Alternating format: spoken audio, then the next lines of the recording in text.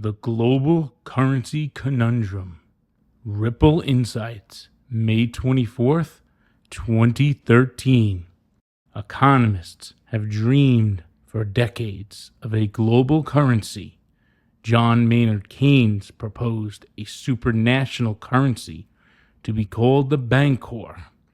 This is what many in the community have speculated XRP was meant to be, a supranational currency.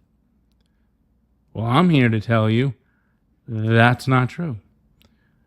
So there are multiple economists who claimed how this universal currency could be like the universal language of Esperanto, where everything would just flow through this global currency. But that's a pipe dream, and even David Schwartz says it's naive.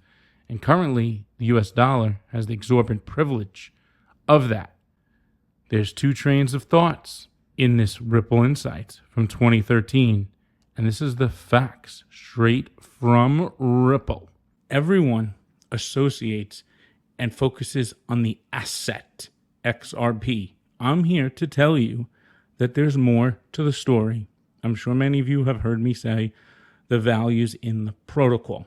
Well, we're about to blow that wide open and blow this whole theory on XRP, reserve currency, and all that. If you own XRP and you're a user of the network, more people need to understand that this is a network and a protocol and not just a ticker symbol. It's not John Maynard Keynes' supranational currency. XRP is not the Bancor. No, we're not going to have a global reserve currency ever again. David Schwartz said that is naive to think that. But I also think fundamentally the idea that there's going to be one world currency is just hopelessly naive. So first, let's give a little background for everybody. John Maynard Keynes was the economist who proposed the supranational currency to be called the Bancor. This is what everyone raves about. It's never going to happen. Just not going to happen. It was, in its vision, was not to dominate and be a monopoly. It was just to sit in between all the currencies. It's not going to happen.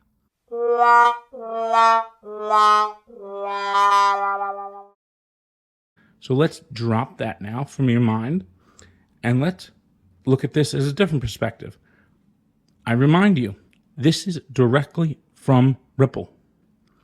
What has happened is we've seen a proliferation of private currencies, and that is what Fredrick Hayek envisioned and most famously called for the increase in currency competition and imagined a proliferation of private currencies competing with the national government currencies, an idea that was considered improbable at the time, but recently has become a reality.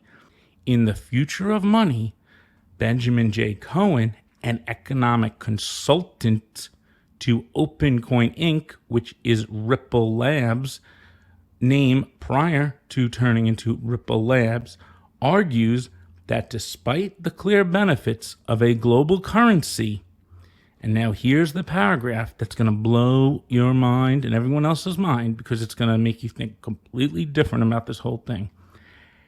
A larger transaction network, reduced transaction costs, market forces will resist the domination of a single currency.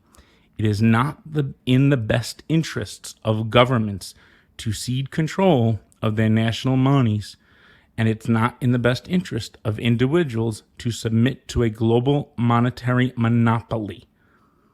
We're not going to get another global reserve. I don't care if every 100 years a fiat has been created. We're moving clearly into a digital world, and these private currencies, the aka XRP ledger, is different than all the others because it has something in its protocol. Even if a global currency were to arise, market forces would cause rival currencies to be invented. So Hayek said, why should we not let people choose freely what money they want to use? By people, I mean individuals who ought to have the right to decide whether they want to buy or sell francs, pounds, dollars, D-marks, or ounces of gold.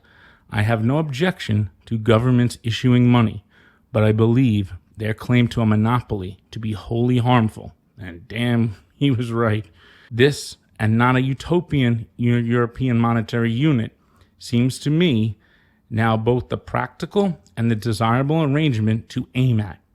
And we have gotten a European monetary unit, but we ended up right now with a bunch of private currencies, but really they're public currencies because nobody controls them. It would seem that a global currency enthusiasts and the currency competition advocates are in direct opposition. However, this is not necessarily the case. While the two camps disagree about their proposed solutions, single currency versus currency marketplace, there is no inherent conflict in their goals. The underlying conflict is technical, not ideological.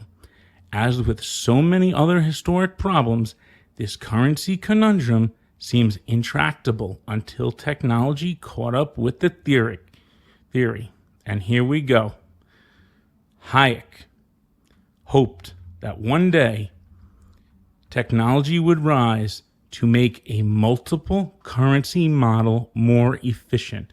Electronic calculators, which in seconds would give the equivalent of any price in any currency at the current rate, would soon be used everywhere. Here at Ripple, we believe we've done a bit better. Ripple's distributed exchange is the electronic calculator that Hayek dreamed of, but on a scale he never could have imagined. Ripple users, aka XRP Ledger users, have currency choice completely. They can hold, trade, send, and receive payments in any currency they want. Fast, free, automatic, and independent of any institution. The Ripple Currency Exchange, or the XRP Ledger Currency Exchange, that's what the XRP Ledger is, allows for smooth global transactions craved by Mundell and the global currency marketplace imagined by Hayek. It is a currency solution that meets the demands of both the global currency and the currency competition camps. Notice how they didn't use XRP yet in there once.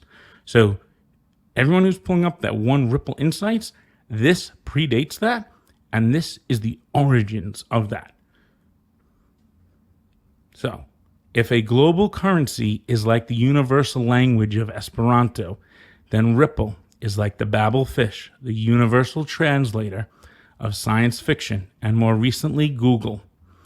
Getting all the people of the world to speak a common language is a nice idea, but it's logistically impossible. Basically, Ripple argues against the idea of a global reserve again. And I totally agree. We need to stop looking to the past for everything. Nothing's going to be backed by gold. Those things are over. We're moving into a digital age where the internet of value is the vision. Remember that. The internet of value. And they also say it would be collateral damage if there was a global reserve, and it would eradicate all the languages of the world. That's the Esperanto language. A better solution is a universal translator, which achieves global communication without losing the virtues of French, Mandarin, Arabic. Similarly, a global currency is a nice idea, but would be a political nightmare to implement and would destroy the specific intrinsic values of individual currencies, the anti-inflation quality of Bitcoin, the powerful state support of the US dollar, the local focus of LETs, and the antitrust equality of gold. Also, the XRP Ledger is a credit and debit-based network which has social credit. You could have debit and credit relationships. That is its protocol. It's not just about the currency. I don't know how many times I'm going to keep repeating it because there's a lot of people that came into this and all they want to look at is the price of a token going up in value. You're not involved in that. It's not a stock. You're involved as a community of a distributed, decentralized, permissionless, public, global, distributed network that's an accounting system of record, a distributed exchange, and then has a native currency. And we're going to talk about the native currency, and it does have unique features that do allow it to be a dominant asset, just not another reserve. So this is where I think, everyone's trying to always relate something new to something old, but it's not. It's something new. So let's break that down. So a better solution is Ripple, hence XRPL, the world's first universal translator for money. Now every currency has the smooth transactional qualities of a global currency. Everyone can choose freely what money they want to use, and it's all available for free on the largest transaction network ever created, the internet. Boom.